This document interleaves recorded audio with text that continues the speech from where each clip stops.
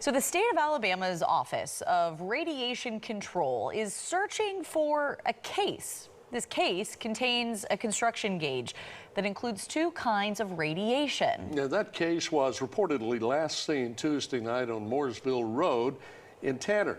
Now, to be clear, both federal and state officials say the sources of radiation in that gauge are protected by the device's shielding, and the public is advised not to touch it. News 19's chief investigative reporter Brian Lawson joins us now in the studio with more. Brian? Yeah, this is a pretty odd story that we were alerted to by a viewer last night. First, the device is a moisture density gauge that is used to measure soil compaction. The Nuclear Regulatory Commission told News 19 today it is used to help test the structural integrity of roads, bridges, and buildings. Now, the Alabama Department of Public Health told News 19 today, quote, radioactive sources are secured inside the device by a locking mechanism and present no significant hazard to the finder unless the lock is defeated and the source removed from the internal shield. So here's a picture of the case the viewer saw while taking a detour off 565 due to traffic last night. He said at first he thought it was a Yeti cooler, then he read the label.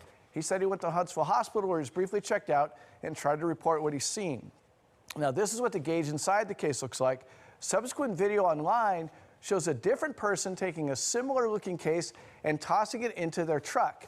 An employee of a nearby business confirmed their security video shows a man taking the case and driving away. Here's the key. He is not known to be connected to the case's owner.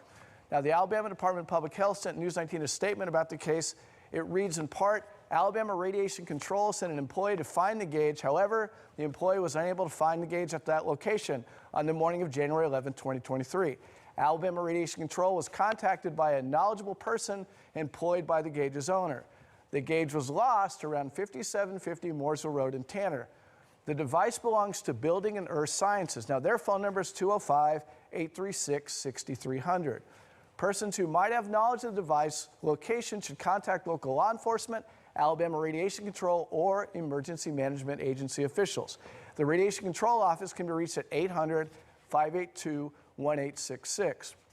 We've got all those numbers on our website, WHNT.com. Now, the state of Alabama told us today Alabama Radiation Control and the owner are continuing to follow up on this matter.